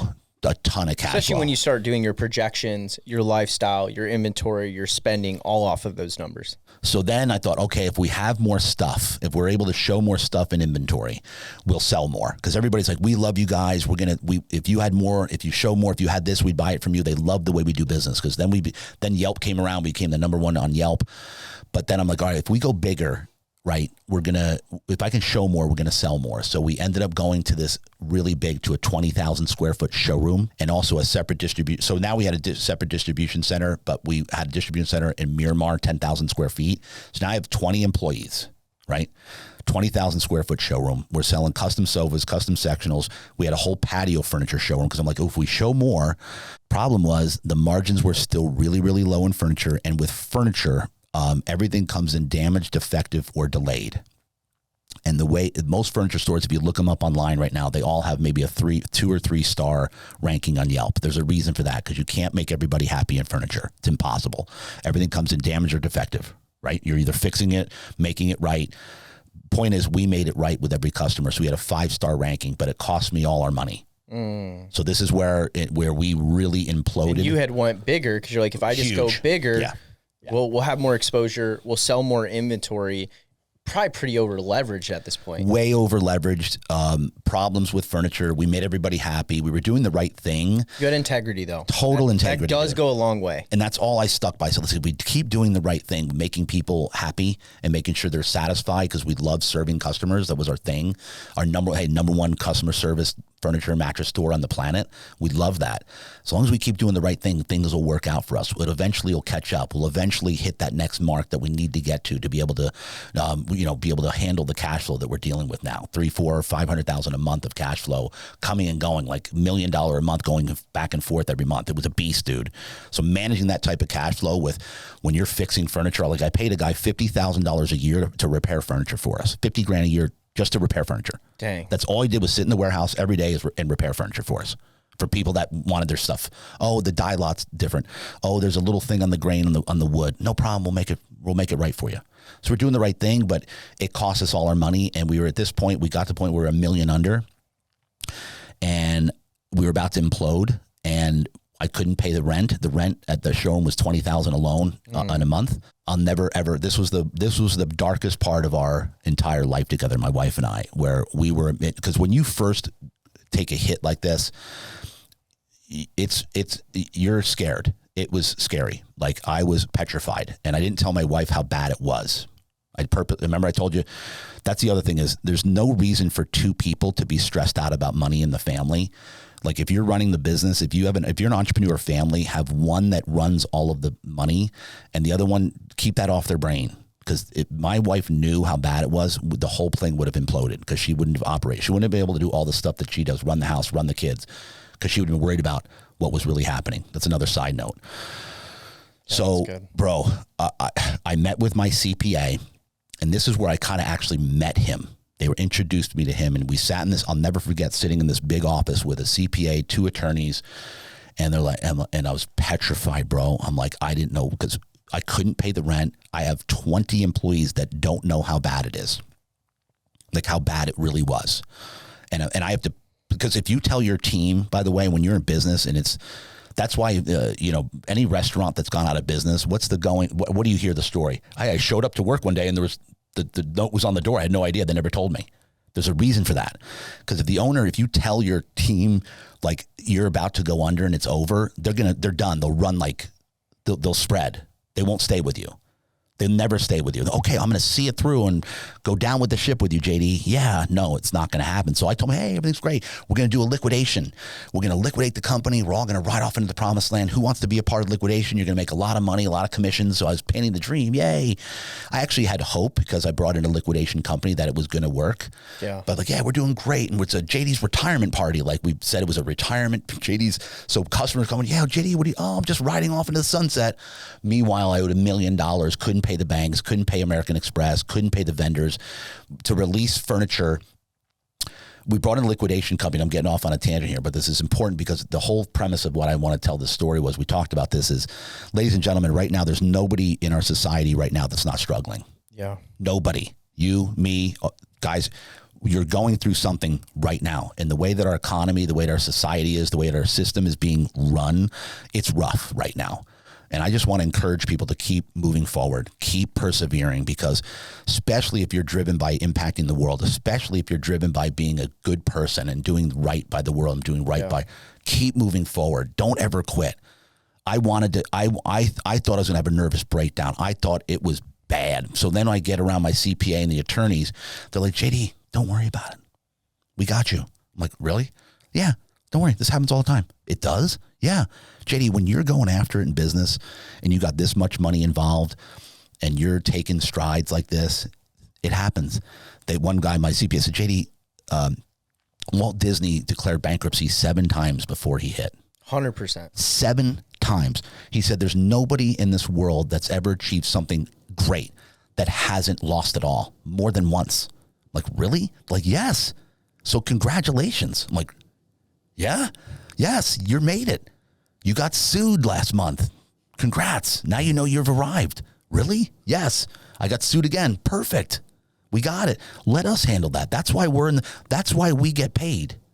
Because we handle the stuff for the business owners that are out there in the trenches like you, taking the risk, going in every day, having faith that things are going to work out. That's why we're here. We're here to handle your shit. JD, you go do what you do, which is sell mattresses and sell the dream. We'll handle all your shit. We got it.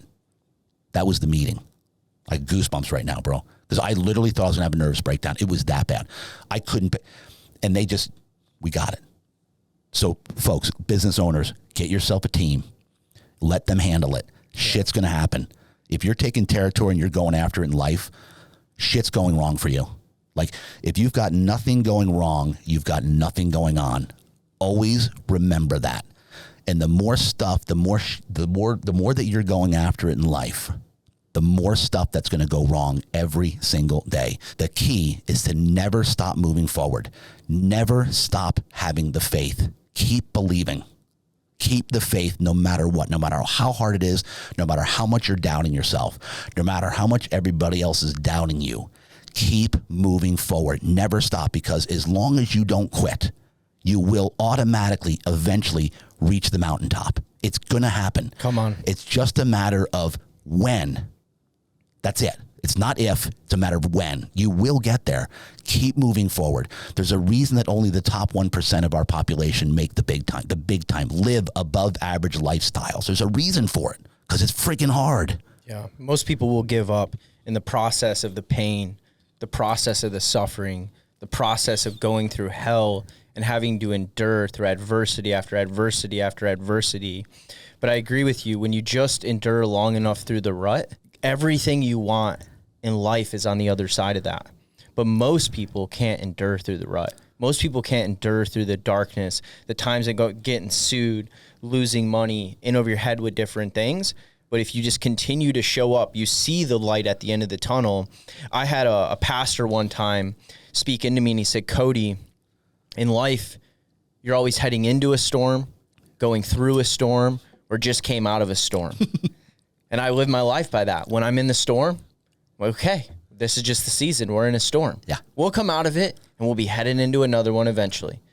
It's so freaking true, bro. Andy Frisella lately, I've been firing away with him because I'm going through hell right now. Again, people are scared. People aren't spending money. Cash flow's tight. I just had to move my entire operation again. 20 years in, had to move the whole business. My point is, Frizella's been firing away on this. 90%, especially if you're an entrepreneur, 90% of the stuff that you go through as an entrepreneur, you're going to get your friggin' balls kicked in. This is what he said. You're getting your 90% of the time. What did he say? 8% of the time? 8% of the time, you are completely confused. Like, oh, really? You're confused as to what's happening, where you're going. 2% is the elation and the bliss. 2% of enjoying. Oh wow, okay, I got a moment where I can really. Oh, this is going great. 2%. The point is, as I said, you are going through shit. Especially, listen, if you got nothing going wrong in your life, that means you are just sitting by, twiddling your thumbs, blaming the world, being a victim, blaming other people for your circumstances. If you got nothing going wrong every day, that means you ain't doing shit. Yeah. That means you're literally doing nothing. You're not going after it. You're definitely not stepping into your calling. Because when you step into your calling and you do what God's made you to do, which is maximize your potential as a human being and who you've been designed to be, your gift. Then you're going through stuff, because in order to get to the other end of who you are, Cody, like this hell that we go through to do what we do, we make it look pretty, right? I make it look real glamorous on Instagram. I make it look real sexy.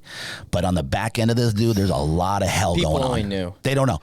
And I'm trying to. But today we're being raw. We're being trying real. to, We're talking about it. And even this doesn't, but even scratch the surface of the reality of living it. But man, this is powerful. Thank you for being raw, for being real, for being vulnerable, because I agree with you right now, especially the world is going through hell. People are struggling. Bad. People are suffering. The entrepreneur is struggling to keep his business above water. But the average day 9 to 5 worker is struggling just to, and the entrepreneur too at times, but just to get by. They're worried if they're even going to have a job. Yeah. They're worried if they can pay rent, if they can feed their kids. And I think that's powerful. But I think one of the unique things about man is God designed us with the ability to have perseverance and faith. Mm-hmm. And I want to say this. It's not all on you, and it's not all on me, and it's not all on the listener. We co-partner with God, and he has promises that he has made to our life.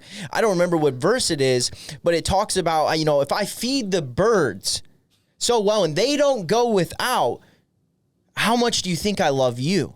How much do you think I'll provide for you? How much do you think I'll take care of you?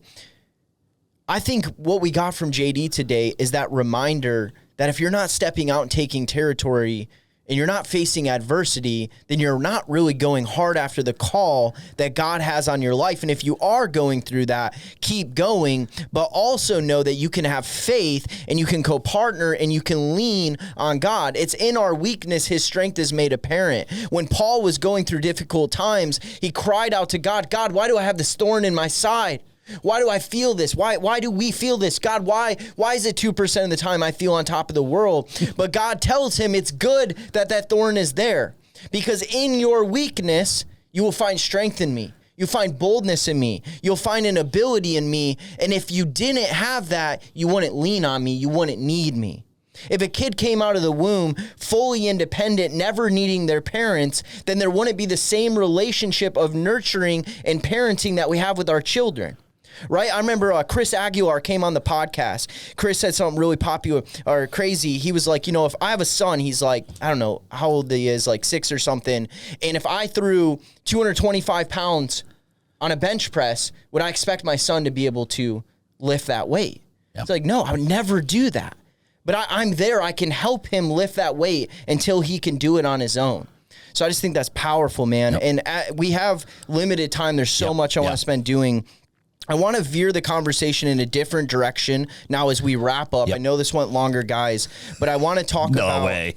You are known as the sleep whisperer. That's right. You are known as an expert when it comes to sleep. We heard the adversity and how you've had to fight tooth and nail just to stay in business, and will continue to do so. And I'm believing God is going to bless your business, continue to bless your business, because you're willing to show up and fight the fight. But I love something new that you're doing, which is more and more educating people on how important sleep is. Can you take us down that avenue? Because I think, for me at least, what I hear mostly is the only thing I heard talk about sleep is just make sure you get enough. Yeah. That's about the extent of the education the world tells us. Make sure you get at least 8 hours of sleep. Yep. Tell us more. Why is sleep important? What should we be looking for? And what is actually optimization of sleep in our life?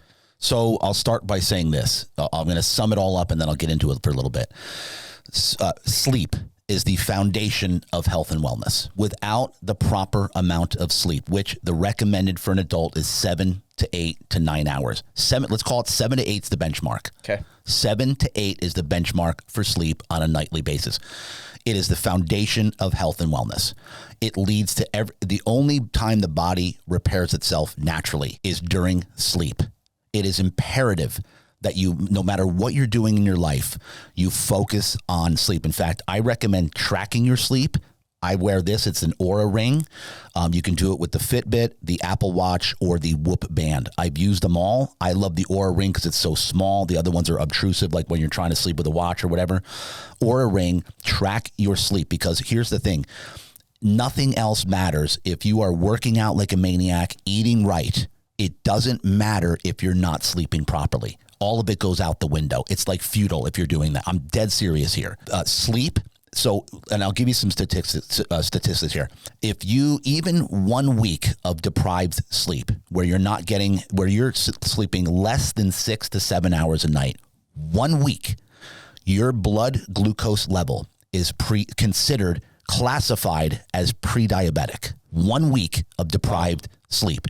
2/3 of the world is deprived in sleep. It's an epidemic. It's the real pandemic is lack of sleep. I'm talking about like the number one lifestyle factor for getting dementia and Alzheimer's. Number one is lack of sleep. Number one for diabetes, lack of sleep. It all leads and begins and starts and finishes with sleep. Now, the thing here is to keep this in mind. However long you're in bed, subtract at least an hour to an hour and a half. That's how much time you're actually sleeping for on the average. So you want to get into the bed at night. Everything revolves around our circadian rhythm. A circadian rhythm is the human body's biological internal clock. Your entire sleep process revolves around the circadian rhythm. Circadian rhythm revolves around sunlight. So circadian rhythm, you want to first and foremost make sure your room is really, really dark at night. Here's the big kicker. Little tip, but probably the biggest tip I can give you is stay off your device a minimum of 1 hour before bed. Because what happens is when darkness hits, melatonin is produced in the human body. Melatonin is what makes you fall asleep. On that note, do not take melatonin. It's not a good natural supplement, because what you're doing is you're tricking your body into thinking you don't need to produce your own melatonin. It messes you up on the long term. Short term, the only time melatonin is advised or good is if you are traveling and you have jet lag, because you want to get your body on that circadian rhythm to where you were wherever you were at before. That's the only time I would ever advise using melatonin. And I'm going to just fire away as much as I can because for time constraints. Shoot. Sleeping pills, absolutely not. Stay off them. Do not take sleeping pills. In the short term, they're okay. Long term, you will have so many problems with your sleep cycles, because there's two main sleep cycles that you hit during a sleep process at night. And you'll learn this if you track your sleep. You've got the deep sleep cycle and the REM cycle, rapid eye movement. Deep sleep, to sum it up real quickly, is when the physical body repairs itself. Deep sleep is the first 25%, most of your deep sleep happens of the night. So in your first, let's say 8 hours of sleep, the first 2 is mostly deep sleep. Deep is when your physical body repairs itself, and it also where it basically clears out your brain also in the first deep sleep. And deep sleep, 70% of the body's natural HGH production happens during deep sleep.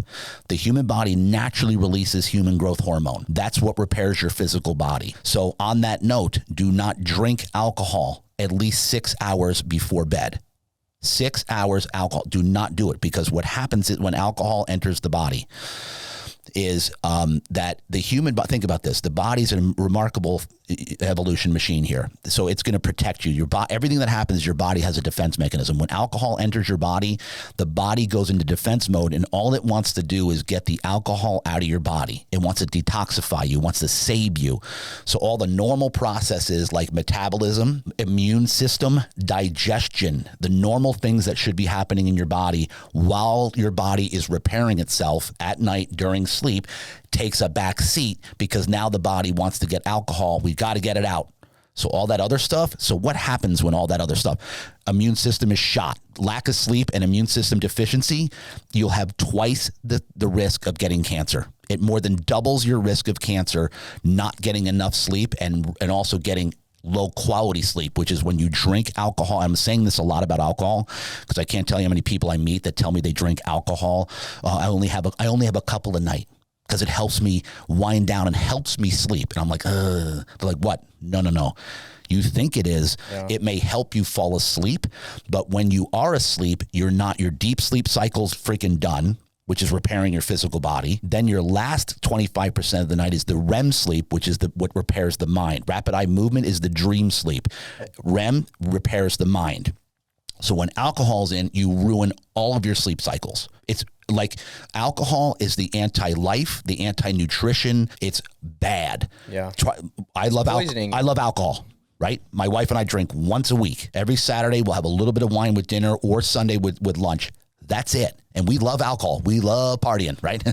But it's not worth it, because what it's doing to your body, and this is not just sleep, but what it's doing to your digestive system, your immune system. That's why guys have big beer bellies. You have a beer belly because all the stuff that's in your colon, and this is going down a whole different route as far as your digestive system, is about elimination. You want to be eliminating on a regular basis. This is on a side note. I'm going to talk about it because I'm a health and wellness guy here.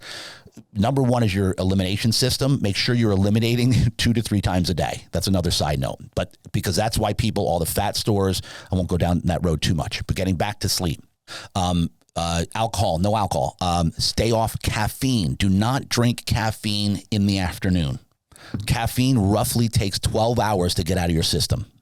12 hours roughly for caffeine to work itself out of the system.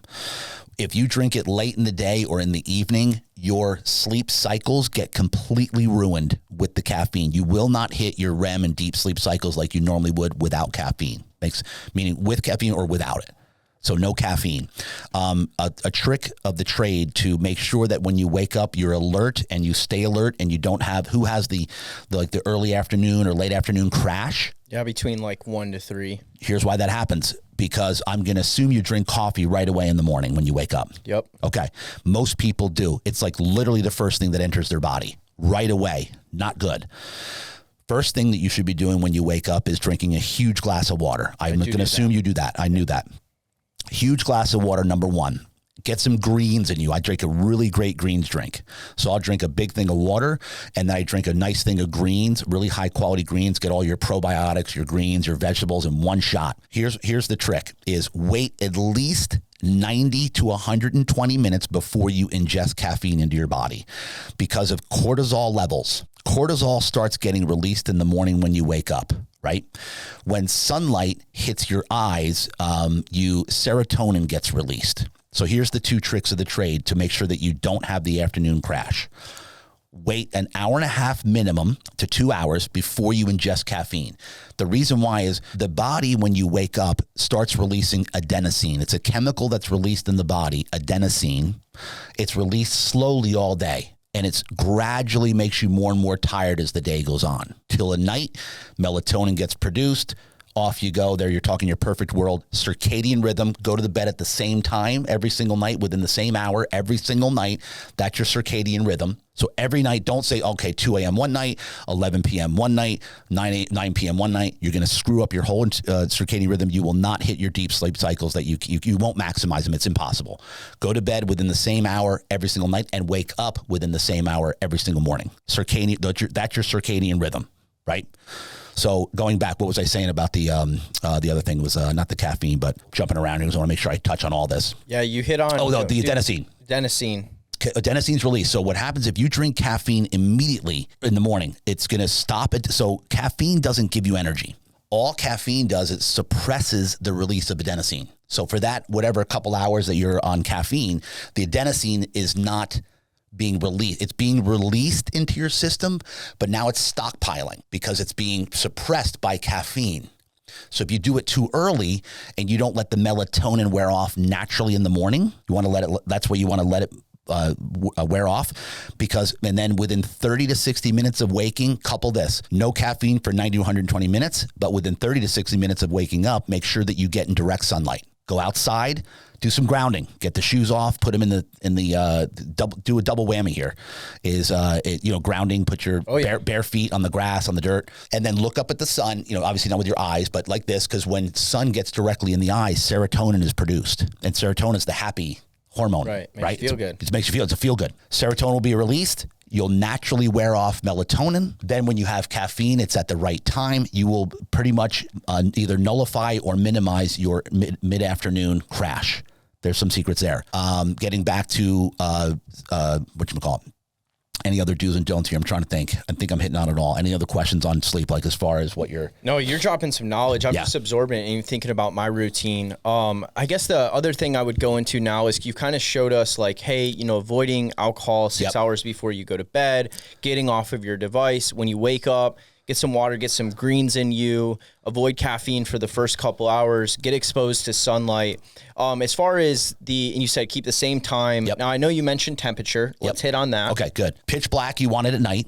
In fact, in your entire house, if you can lower the lights at night. What about the lights on the device that's plugged in that has the little green light? Do you need to cover that up with a marker? Do you need to tape over it? Does it hurt? Listen, the less things you have on in your room, the better. Like perfect world scenario, you don't even have devices in the room. Right. And on another note, I'm going to shout out my guy, Brent. Brent from the Balboa campus, the EMF Pro. Yep. The EMF Pro, electromagnetic frequency. He does a remediation of EMF in your home. Contact this guy because a lot of sleep issues are revolving around 5G right now and EMF coming off of all the devices. It's a thing. I'm about to get my whole house remediated because my kids are on devices. He can remediate all your devices so that you're not getting all the EMF. That's another side note. Brent, EMF Pro on Instagram. Contact him, get your house. If you really want to go far with this and make sure that you have nothing that's going to be affecting your sleep in a negative way, get the EMF remediated in your house, and he does a whole thing, the entire house. It's incredible. All right, so darkness and then cold. So ideal temperature that you want, sleeping temperature for your room for sleeping is 65 to 69 degrees. Yeah, I run about anywhere from 65 to 68. Perfect. And here's why. The biggest reason that people toss and turn throughout the night is because they're hot. And the body, when it repairs itself during the sleep process, the metabolism actually turns up a notch. So heating up is a normal thing. That's why we sweat while we sleep. In fact, the average human, we sweat 4 gallons a month while we sleep. That's a fact. 4 gallons a month comes out of our body sweating while we sleep on a monthly basis. Mattress, let's talk about that. All of this doesn't mean anything if you are not on a good sleeping surface. You are going to be working against the odds. You need something that's going to have proper pressure relief, proper support, comfort, longevity, cooling technology. That's your next level stuff for a next level bed. Keep this in mind, ladies and gentlemen. You are asleep for 1/3 of your life. And the 1/3 of your life that you are spending sleeping in bed will dictate the other 2/3 of your life. If the 1/3 is not going well, you're not maximizing your sleep cycles, I'm telling you, you're going to, again, and I'll repeat this, you're going to have more likely to have Alzheimer's, dementia, twice the risk of cancer, go down the list, diabetes, they all go through the roof if you're not sleeping properly. It starts with the mattress, and it's imperative that you get properly fitted for a good mattress based on your sleep needs. And this is what I do. It's what my company does. It's imperative that you get properly fitted for a next level mattress, and do not chintz on your mattress, ladies and gentlemen. Keep in mind that when you get a good mattress, it's like a long-term investment in your overall health and well-being. The most important thing in your life is sleep. So therefore, the most important purchase of your life is your mattress, because whatever is setting you up for success with all those things that I told you about, sleeping with elevation is the perfect world scenario, by the way. Zero gravity, I call it. My wife and I have not slept with our bed flat in 10 years. Sleep with your feet elevated, your head elevated. What's going to happen is when your feet are elevated, you improve your overall blood circulation. When your head is elevated, you take in more oxygen. It helps with snoring, apnea, reflux, GERD, go down the list. Sleep with some form of elevation. Head, feet, blood flow, it takes all the pressure off your lower back. So then your body is no more, central nervous system is firing, because your body's in a perfect, comfortable position, because we all have an S curve in our body. So when we're curved naturally, again, my wife and I have not slept with our bed flat in a decade, and we'll never sleep flat again. And I'll repeat this. Look at your mattress purchase as an investment in your health and well-being. Even if you go with like a nicest sleep system in the market with zero gravity, massage features, you're going to spend maybe $2 a night for the next 10 years. $2 a day to sleep with the best sleep system you have ever slept with, which is going to enhance your sleep, which is going to enhance your life. It's literally the best investment that you can make in your health and wellness and your overall life. And I'll sum it up with this. The shorter that you sleep, the shorter you live. The shorter you sleep, the shorter you live. The longer you sleep, the longer you live. This is a fact. Everything in your life revolves around sleep. So make sure that the surface that you are on is going to set you up for success. And it does that by getting fitted properly. And again, I'll say this, it's an investment in your health. Look at it as an investment. Everybody that comes in, they look at the upfront, oh my God, I can't spend. But then they'll hop out in their fancy card that's costing them. Then they'll go buy a $7 freaking sugar-filled coffee at Starbucks and not even question it. $7. So if you spend $7 a day on some crap, guys, $7 a day, you're going to spend $25,000 in 10 years. $2 a day is about $7,000. For a ridiculous sleep system that's going to basically give you the best life that you can ever. People will wonder, why do I feel so groggy? Yeah, why do I feel so fatigued? But they won't take serious Nope. the things that create the outcomes of enhancing and optimizing the body. They'll buy that $10 coffee that's going to wake them up and actually put them in a grave because of all the sugar. Right. But they won't focus on the proactive issue like, oh, what if I just get great sleep? Then I won't need that ridiculous $10 coffee. This we could go down this for, and the quality of your life is dependent upon your sleep. Period. End of story. And then how many people are on the other end of you being at your optimal best because you're resting properly? We can go down that route.